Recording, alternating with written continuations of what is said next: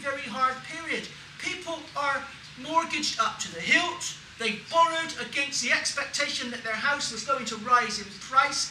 The credit card companies like leeches have got their claws into everybody.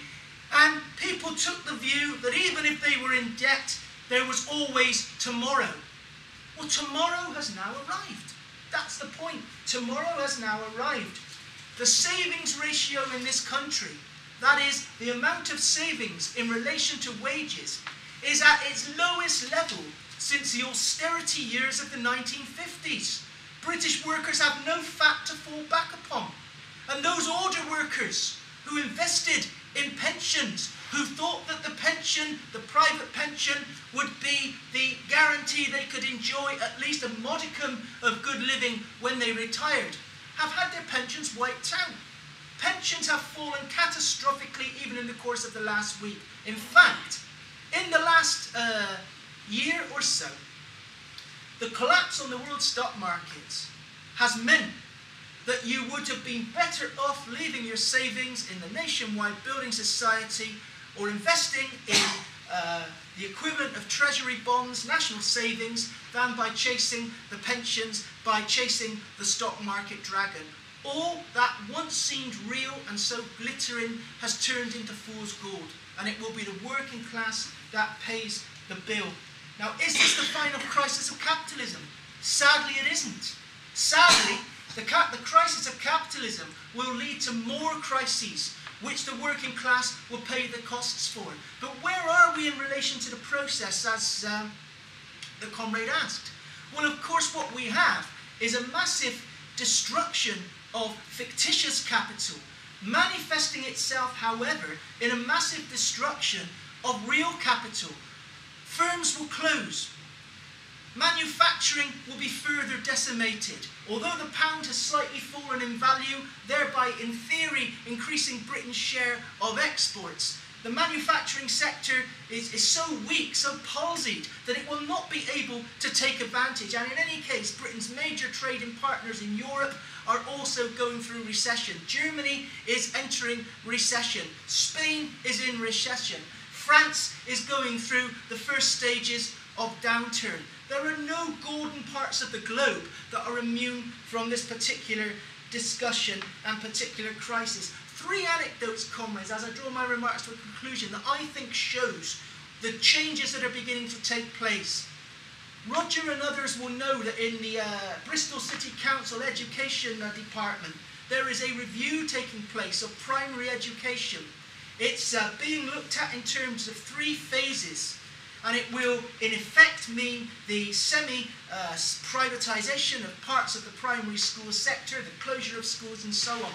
Phase 3 of that proposal, that consultation document, which talked about certain expansion based on new demand in areas like Ashton Vale as a result of large numbers of new houses being built. Phase 3 has just suddenly been put into cold storage. I was at a meeting last night where it was reported that there will be no Phase 3 to the primary school review. The economic situation is too uncertain. That is barely code for saying they fear in Bristol the situation will get very much worse. I was at the football on Tuesday night. At half-time, when I was reading my paper and listening to the PA system and so on, I listened to a discussion that two workers behind me were having. Young workers in their 20s, both of them electricians, both of them working on private construction contracts, both of them saying that they expected to be laid off, that they had never been through a recession before. One of them saying, I had a chat with my old man was telling me what it was like in the 70s. Frankly, if it goes back to like it was in the 1970s, I'm stuffed because I don't know how I'm going to manage. I'll be out on the streets, I'll be working in the black market. And lastly, a woman I spoke to in my community group whose husband is a quarry worker, whose job it is to take the stones from the quarries to bring them to Bristol, where they're used to lay the foundations for houses, for property and so on. 6 months ago, he was doing 18 deliveries per day into Bristol. That's been cut to just 2 deliveries a day now. and as a consequence, he's expecting to lose his job as soon as we go into the autumn. That's before workers wake up to the realisation of what in every single sense will be a very cold winter, given the massive rise in energy prices, and all the government says is buy 2 jumpers and keep warm with a second jumper. Now, comrades, I think therefore we're on the brink of extremely important times. We have not been through a period like this. It's a period of crisis, yes, but it's a period of opportunity as well. It's a period where, as Tom said, our comrades have to do more than they have been used to doing in terms of taking our ideas out onto the streets, of ensuring that this Saturday we do 3 paper sales across the city, that we match the mood of anger on the streets with an answer, an explanation in terms of the material we have in our paper. We will recruit people to our party, but just as importantly, we will be a catalyst in helping to clarify for people what kind of alternative solutions are needed to take on and defeat this particular crisis. Hannah Sell, the Socialist Party Deputy General Secretary, was interviewed on the Jeremy Vine show this afternoon. It was the main item on the Jeremy Vine show. She spoke magnificently and utterly demolished the person she was in contest with, some representative of the bourgeois, who said, well, mistakes have been made, we need more regulation.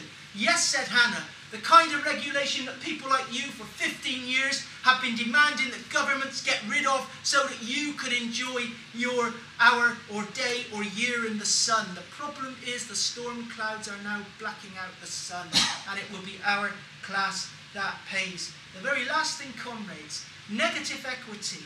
We were told that negative equity in this country would not approach the levels of the early 1990s. Now, frankly, it's clear that this winter there will be far more people sitting in homes that are not worth the value of the mortgage they're having to continue to pay, and negative equity will hit the sort of rates we've not seen before. These are stirring times. These are times that send a chill down the back of every worker who looks to see how he or she is going to be able to look after his or her family in the next period.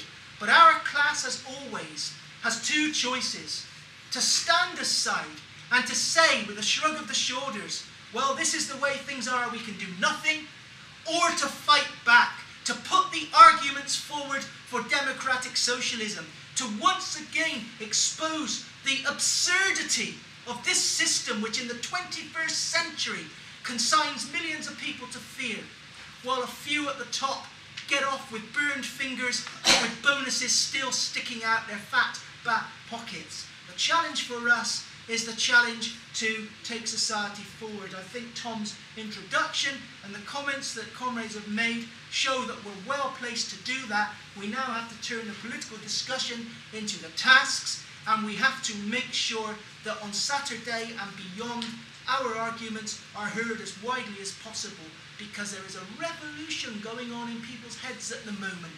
All the things people thought are now being reviewed, and it's in periods like this that those revolutions in the head can come to fruition in terms of people deciding to become politically active if they meet people who have a programme, who have a method, and who can show a way forward.